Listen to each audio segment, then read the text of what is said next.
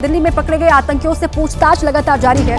मुजम्मिल, आदिल, शाहीन और इरफान से पूछताछ हो रही है। चारों आरोपियों से अलग अलग पूछताछ की जा रही है। पूछताछ में आतंकियों ने कई चौंकाने वाले खुलासे किए हैं। सूत्र ये बड़ी जानकारी दे रहे हैं। एनआईए आमने सामने बैठाकर भी इन सभी से पूछताछ कर सकती है। सूत्रों के हवाले से ये बड़ी खबर है। कश्मीर के अस्पतालों में डॉक्टर्स के लॉकर की जांच की गई। लगातार नए खुलासे हो रहे हैं। इन सभी आरोपियों से लगातार पूछताछ और उसके बाद अब ये खबर सामने आ रही है कि कई चौंकाने वाले खुलासे हुए हैं। मुजम्मिल, आदिल, शाहीन और इरफान से पूछताछ। चारों आतंकियों से अलग अलग पूछताछ अभी तक की हुई है, लेकिन अभी खबर यह है कि एनआईए जो है वो सभी को आमने सामने बैठाकर भी पूछताछ कर सकती है। और साथ ही कश्मीर के अस्पतालों में डॉक्टर्स के लॉकर्स की भी जांच की गई है।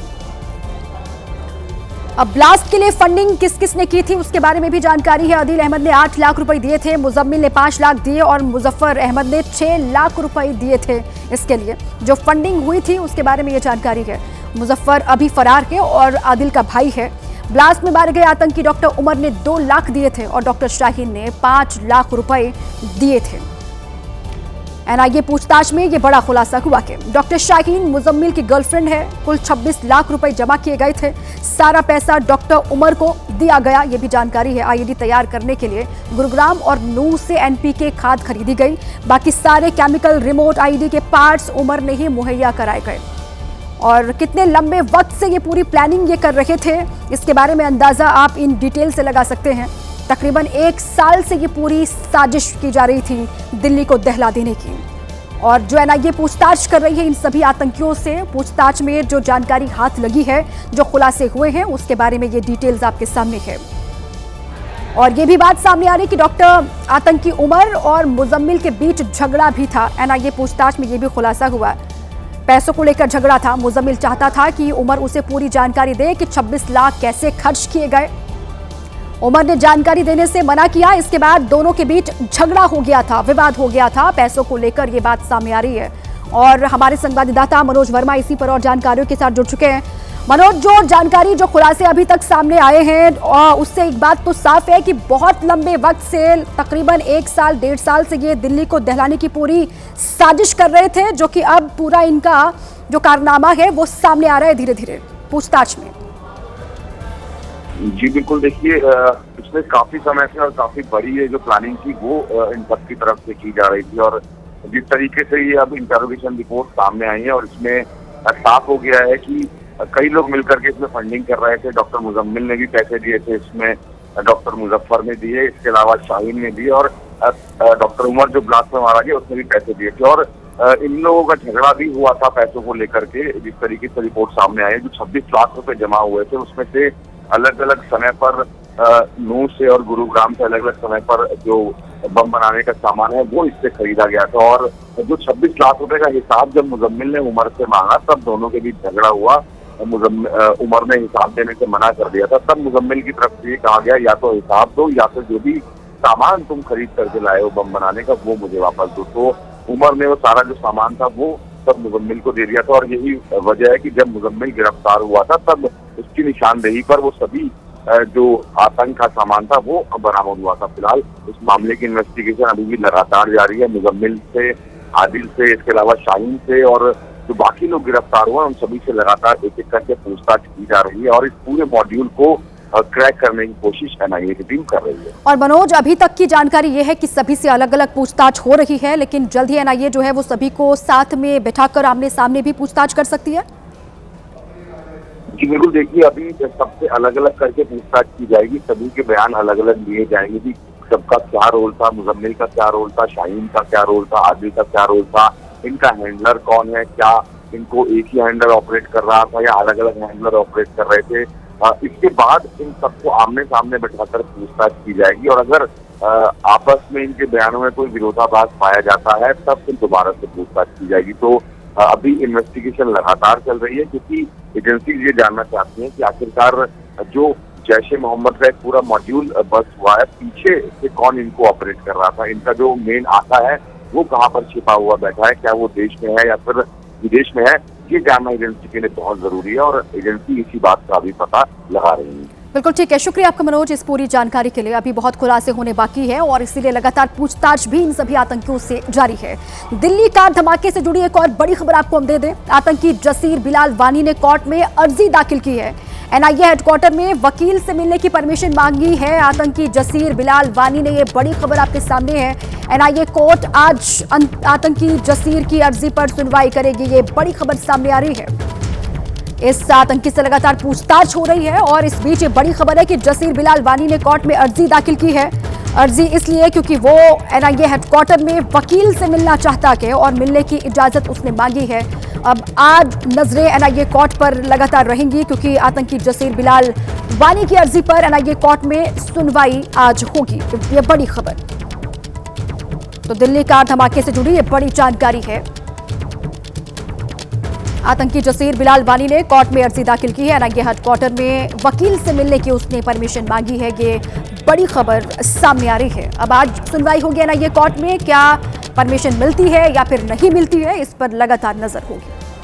आतंकी हमले के केस में गिरफ्तार डॉक्टर्स के फोन का डेटा भी निकाला गया है। सूत्रों के मुताबिक इसमें कई बड़े खुलासे हुए हैं। सूत्र बता रहे हैं कि जांच एजेंसियों ने डॉक्टर मुजम्मिल, अदील, शाहीन और इरफान के फोन का डिलीटेड डेटा रिकवर कर लिया है। इसमें अकेले मुजम्मिल के मोबाइल फोन में आतंकियों से जुड़े करीब 200 वीडियोस मिले हैं। इनमें मसूद अजहर, आतंकी अस्कर, उसके साथ जैश के कमांडर और आईएसआईएस से जुड़े आतंकियों के जहरीले भड़काऊ भाषण हैं। 200 में से 80 वीडियो में आतंकी ट्रेनिंग और बम बनाने की तकनीक थी। कुछ वीडियोस ऐसे भी थे जिसमें केमिकल रिएक्शन से जुड़े रिसर्च पर बात हो रही थी। फरीदाबाद के धौज गांव में मिली स्टील की चक्की से आतंकी अमोनियम नाइट्रेट पीसते थे और उसी जगह से मिली इस इलेक्ट्रॉनिक मशीन के जरिए अलग अलग मेटल्स को पिघलाया जाता था। ये काम मुजम्मिल एक कैब ड्राइवर के घर पर करवाता। उसकी निशानदेही पर ही अल-फलाह यूनिवर्सिटी से लगे धौज गांव में ड्राइवर के घर से दोनों सामान बरामद हुए। धौज गांव से 4 किलोमीटर दूर फतेहपुर तगा गांव में 10 नवंबर को अमोनियम नाइट्रेट की 50 बोरियां मिली थी। सूत्रों के मुताबिक अब साफ हो गया है कि एक गांव से अमोनियम नाइट्रेट लाकर मुजम्मिल दूसरे गांव की चक्की में उसे पिसवाता था और उसके पाउडर से बम बनाया जाता था। मुजम्मिल के साथ उसके साथी डॉक्टर शाहीन के फोन की भी जांच हुई है। सूत्रों के मुताबिक जब उसके फोन का डेटा निकला तो बहुत बड़ा खुलासा हुआ। पता ये चला कि शाहीन आतंकियों की फंडिंग में मेन रोल निभा रही थी।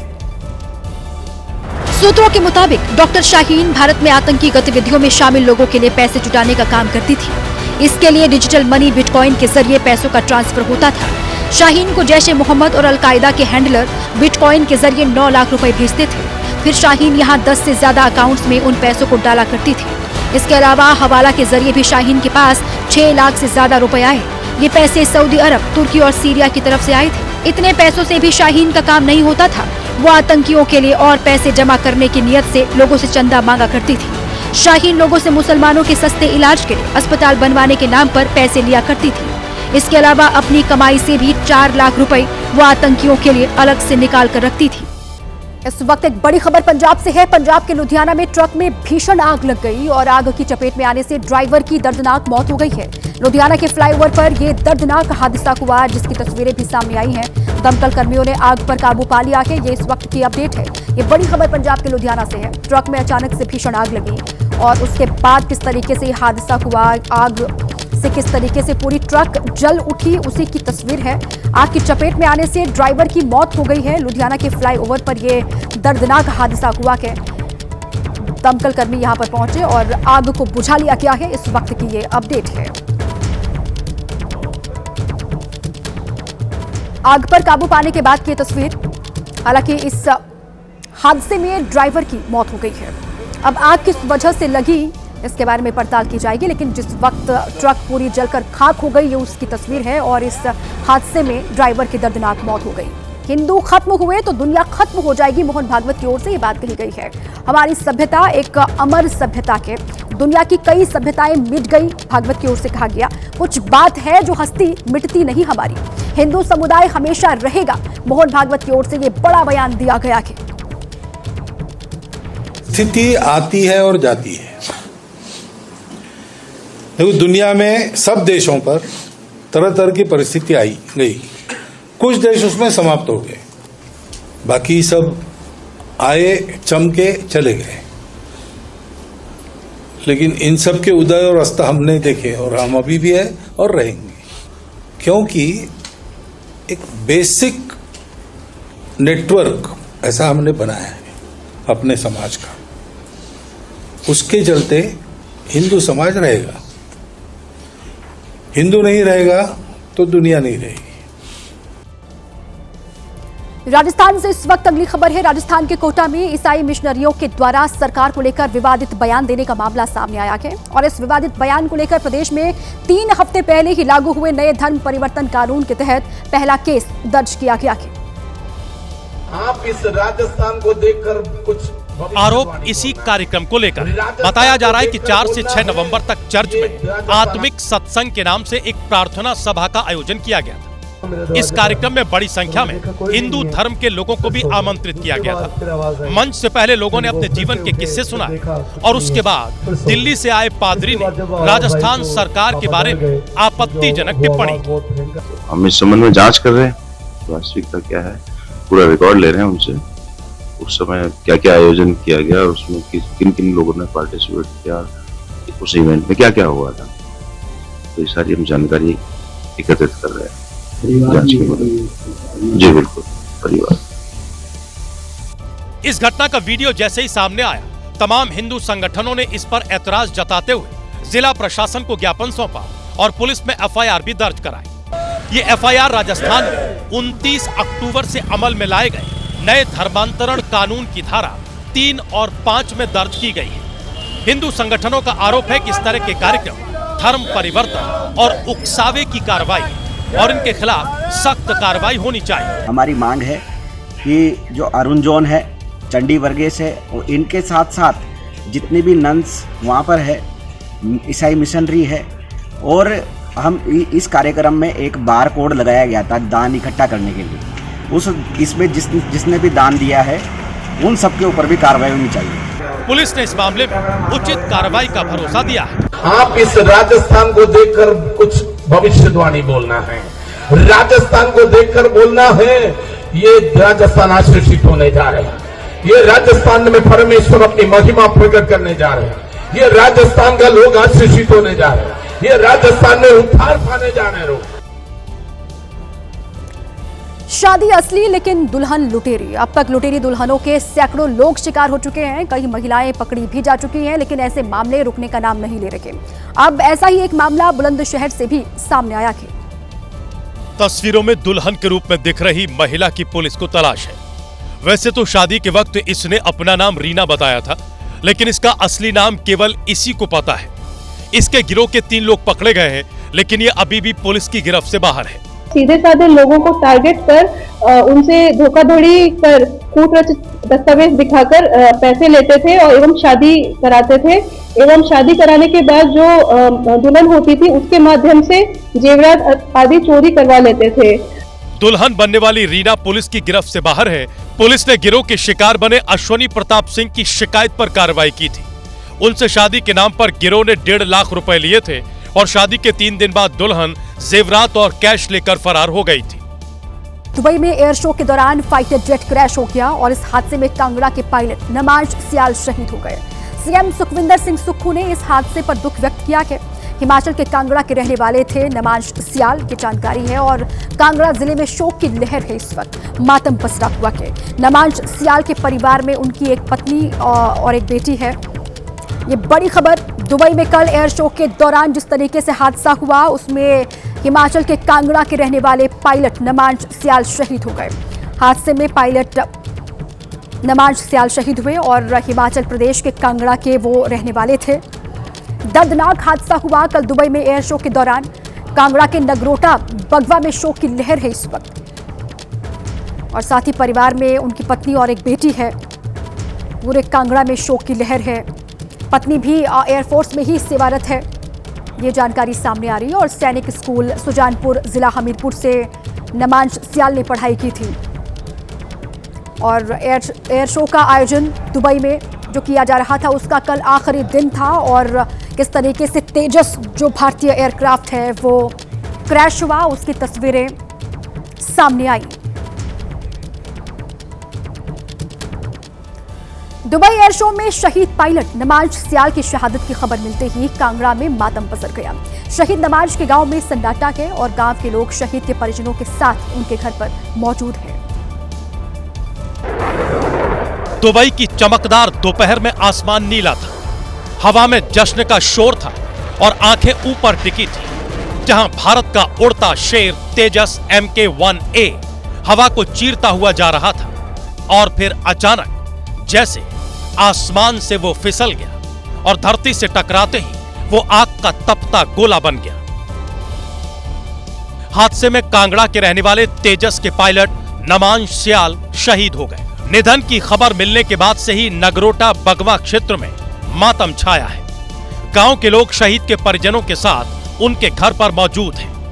नमाज की पत्नी भी वायुसेना में अफसर हैं और वे पत्नी और बेटी के साथ हैदराबाद में ही रहते थे।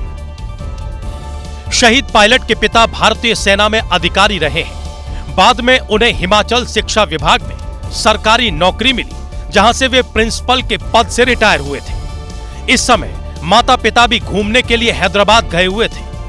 वहीं पर नमाज की शहादत की खबर मिली। दुबई एयर शो में नमाज के निधन पर हिमाचल प्रदेश के सीएम सुखविंदर सिंह सुक्खू ने दुख जताया है।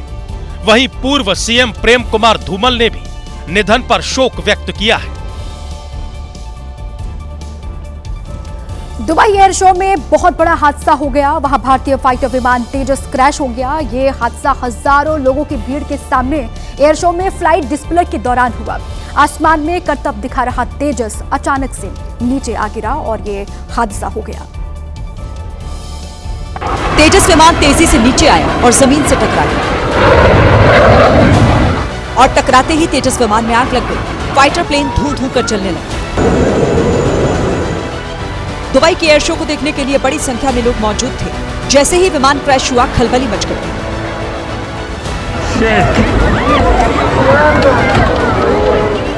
लोग हैरान रह गए कि ये क्या हुआ। हादसे के बाद हवाई अड्डे के ऊपर काला धुआं उठने लगा। वहां जितने लोग मौजूद थे उतने कैमरों में हादसे की तस्वीरें कैद हो गई। हादसे के बाद ये वीडियो सबसे पहले आया। दूसरे कैमरे में पहले ऊपर जाते दिखा, फिर अचानक से नीचे गिरने लगा। तीसरे कैमरे में आप साफ देख सकते हैं कि जैसे ही विमान ने गोता लगाया, पायलट ने उसे ऊपर ले जाने की कोशिश की, लेकिन विमान जमीन से टकरा गया। जमीन से टक्कर होने के पहले ही लोग गिरते विमान को देखकर चिल्लाने लगे। और देखते ही देखते सब कुछ खत्म हो गया। दिल्ली मुंबई एक्सप्रेसवे से ऐसी तस्वीरें सामने आई है जिसको देख किसी का भी दिल दहल जाएगा, जहां एक तेज रफ्तार कंटेनर LED पोल से टकरा गया और उसके बाद जो हुआ वो बेहद डरावना है। जैसे ही हुई टक्कर, आग लगी भयंकर। दिल्ली से मुंबई के लिए निकला कंटेनर देखते ही देखते स्वाहा हो गया। कंटेनर चला रहा ड्राइवर मौके पर ही जिंदा जल गया। तस्वीरों को देखिए, खाली सड़क पर दूर से ट्रक आता दिखा। बीच की लेन में चल रहा कंटेनर अचानक आखिरी लेन पर पहुंच गया और फिर सीधे सड़क किनारे लगे पोल से टकरा गया। पोल से टकराते ही कंटेनर जमीन पर गिर गया। फायर ब्रिगेड की टीम मौके पर पहुंची। आग बुझाने का अभियान शुरू हुआ। हादसे की शुरुआती वजह ड्राइवर को नींद आना माना जा रहा है। खबरों में आगे बढ़े, महाराष्ट्र से खबर है। महाराष्ट्र के जालना से हैरान करने वाली खबर सामने आई। यहाँ एक 13 साल की छात्रा ने स्कूल की छत से कूदकर अपनी जिंदगी हमेशा के लिए खत्म कर ली। सुबह लगभग 7:30 बजे जैसे ये घटना घटी, पूरे परिसर में खलबली मच गई। जानकारी के मुताबिक आरोही रोज की तरह स्कूल पहुंची थी, तभी पिता के पास फोन आया कि आरोही ने सुसाइड कर लिया। 8वीं में पढ़ने वाली छात्रा आरोही बिडलान ने यह आत्मघाती कदम क्यों उठाया, अभी तक ये एक रहस्य है। घटना की जानकारी मिलते ही पुलिस मौके पर पहुंची और मामले की तफ्तीश शुरू की। आणि त्याचा एडी दाखल करण्याची प्रक्रिया चालू आहे। सर्व पोलीस आणि आपण त्यामध्ये तपास करत आहोत की खरा काय प्रकार आहे, त्याचं कारण काय आहे आणि काय आहे, याच्यासाठी मी 3 टीम फॉर्म केलेले आहेत। इधर परिजनों ने आरोप लगाया कि आरोही ने शिक्षकों के उत्पीड़न की वजह से ऐसा किया है, क्योंकि वो काफी दिनों से परेशान चल रही थी। देश की राजधानी दिल्ली से दिल को झकझोर देने वाली खबर सामने आई, जहां 18 नवंबर को 16 साल के शौर्य ने मेट्रो स्टेशन से छलांग लगाकर जान दे दी और स्कूल के शिक्षकों को इसके लिए जिम्मेदार ठहराया। जिसके बाद छात्रों के माता पिता सड़क पर उतर गए और प्रदर्शन करने लगे कि एक 10वीं क्लास के बच्चे ने मेट्रो स्टेशन से, ये ना हम में भी इतनी हिम्मत और ताकत और सोच नहीं आएगी, उस बच्चे ने कितना सहा होगा। हाथों में बैनर, पोस्टर और तख्तियां लेकर परिजन इंसाफ मांग रहे थे। छात्रों के परिजनों ने स्कूल पर लापरवाही और मामले की अनदेखी का आरोप लगाया।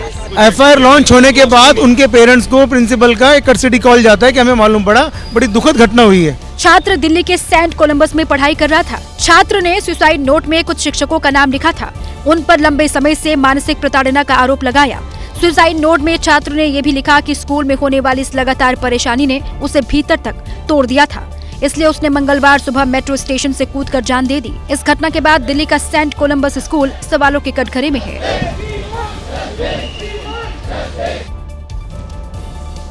10वीं का छात्र शौर्य महाराष्ट्र के सांगली का रहने वाला था। सुसाइड से पहले कई बार उसने अपने पिता से महिला टीचर के व्यवहार के बारे में बताया था। पिता ने टीचर को समझाने की कोशिश की थी, लेकिन कोई सुनवाई नहीं हुई। पिछले 8-10 महीने से उसकी शिकायत थी कि मुझे टीचर छोटी छोटी चीजों के लिए डांटती है। मुझे भी कंप्लेंट करी कि बेटा शरारती है, पीछे पुलिस सुनाता है, जोक्स करता है। पिता ने बेटे की उम्र का हवाला दिया, लेकिन आरोप है कि महिला टीचर सुनने को तैयार नहीं थी। लेकिन जब तक पिता स्कूल बदलते उससे पहले ही 16 साल के शौर्य ने राजेंद्र प्लेस मेट्रो स्टेशन से कूदकर जान दे दी। बाकी छात्रों के परिजनों ने जब इस मामले को लेकर हंगामा किया तो दिल्ली सरकार हरकत में आई और जांच के लिए हाई लेवल कमेटी बना दी। कमेटी में जॉइंट डायरेक्टर और प्रिंसिपल समेत 5 लोग हैं। कमेटी को 3 दिन में जांच रिपोर्ट देनी होगी। कुछ कंप्लेंट्स आके मुझे रोज बताता भी रहता है, लेकिन जब मैं कहती हूँ कि मैं जाके मैम से पूछूंगी, वो बिल्कुल डर जाता है, सहम जाता है। तो सोचिए वो क्या एनवायरनमेंट होगा कि टीचर्स इतने फ्रेंडली भी नहीं है कि बच्चा अपना बात जाके घर पे बता पाए। गुजरात के खेड़ा में बीएलओ के तौर पर काम कर रहे एक शिक्षक की हार्ट अटैक से मौत हो गई। परिवार का आरोप है कि वोटर लिस्ट के काम के दबाव के कारण उनकी मृत्यु हुई है। रमेश भाई परमार एक प्राथमिक स्कूल में टीचर थे और पिछले 25 सालों से सेवाएं दे रहे थे। इन दिनों राज्य में एसआईआर का काम तेजी से चल रहा है और इसी काम में उनकी ड्यूटी लगी हुई थी। परिवार के मुताबिक रमेश भाई बीएलओ के काम के कारण काफी तनाव में थे और अक्सर देर रात तक काम करते थे। राते ઊંઘી જાય એટલે સવારે 5 વાગે ઉઠવાની ટેવ હતી અમને। બીએલઓ ની કામગીરીના લીધે થાક્યા એટલે ઊંઘવા દે। થોડી વાર પછી કલાક પછી 7:30 વાગ્યાની આજુબાજુ બેભાન અવસ્થામાં હતા એટલે અમે ગભરાઈ ગયા એટલે પછી અમને તાત્કાલિક ખાનગી વાહન મારફતે દવાખાને લઈ ગયા। इस तरह की एक और घटना गुजरात के गिर सोमनाथ से भी सामने आई है, जब बतौर बीएलओ काम कर रहे अरविंद वाढेर ने आत्महत्या से पहले एसआईआर काम से परेशान होने का जिक्र किया था। केरल से अगली खबर है। केरल में हो रहे एसआईआर का मुद्दा अब सुप्रीम कोर्ट पहुंच गया है। सरकार ने स्थानीय निकाय चुनावों के खत्म होने तक एसआईआर को स्थगित करने की याचिका सुप्रीम कोर्ट में दायर की थी, जिस पर सुप्रीम कोर्ट ने चुनाव आयोग को नोटिस जारी कर जवाब मांगा। मामले की अगली सुनवाई 26 नवंबर को होनी है।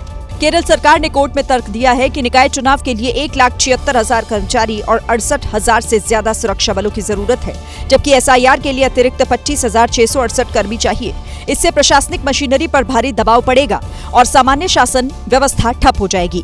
याचिका में निर्वाचन आयोग से अपील की गई कि चुनाव प्रक्रिया पूरी होने तक एसआईआर को स्थगित किया जाए। राज्य में होने वाले कुल 23,612 वार्ड के लिए चुनाव 2 चरणों में 9 और 11 दिसंबर को होने हैं, जबकि वोटों की गिनती 13 दिसंबर को होगी। मुंबई में बीएमसी चुनाव को लेकर सियासी उठापटक शुरू हो गई है। सूत्र बता रहे हैं कि कांग्रेस ने तय किया है कि वो उद्धव गुट की शिवसेना के साथ मिलकर चुनाव नहीं लड़ेगी। इसकी वजह राज ठाकरे को माना जा रहा है, क्योंकि उद्धव चाहते हैं कि राज ठाकरे महाविकास अघाड़ी में शामिल हों, लेकिन कांग्रेस को ये मंजूर नहीं। वहीं कांग्रेस शरद पवार की एनसीपी के साथ मिलकर कुछ सीटों पर चुनाव लड़ना चाहती है। इसको लेकर बुधवार को शरद पवार के आवास पर कांग्रेस का प्रतिनिधिमंडल भी पहुंचा था। वहीं सूत्र बता रहे हैं कि शरद पवार महाविकास अघाड़ी को टूटने से बचाना चाहते हैं और उद्धव ठाकरे को भी साथ रखना चाहते हैं। अब अगले हफ्ते शरद पवार की एनसीपी और कांग्रेस की बैठक होगी, जिसमें तय होगा कि कौन किसके साथ रहेगा और कौन किसके खिलाफ। उधर उद्धव ठाकरे ने दिल्ली में कांग्रेस हाईकमान से भी संपर्क साधा और मान मनोबल की कोशिश की। चर्चा है कि अगर बात नहीं बनती है तो प्लान बी के तहत उद्धव ठाकरे और राज ठाकरे गठबंधन करके बीएमसी का चुनाव लड़ेंगे। ये विश्वास करना मुश्किल होगा, लेकिन एक युवती ने प्लान बनाकर वो गुनाह कर दिया जिस पर यकीन करना बेहद मुश्किल है। एक बार नहीं बल्कि 24 साल की उम्र में 15 बार। लेकिन कहते हैं कि कानून के हाथ बहुत लंबे होते हैं, आखिर वो पकड़ ली गई। 24 साल की उम्र में 10 जिलों में 15 शादियां की और दुल्हों से 52 लाख रुपए ठग लिए। लुटेरी दुल्हन के गुनाहों की ये तस्वीरें हैं। 1, 2, 3, 4, 5, 6, 7, 8, 9, 10, 11, 12, 13, 14 और शादी की ये 15 तस्वीर। फर्जी दस्तावेज बनाकर लुटेरी दुल्हन चांदनी ने गुजरात के लड़कों को निशाना बनाया। ये शादी करती थी और कुछ दिन के बाद गहने लेकर फरार हो जाती थी। मुख्य आरोपी की सहेली भी 4 शादियां कर चुकी है।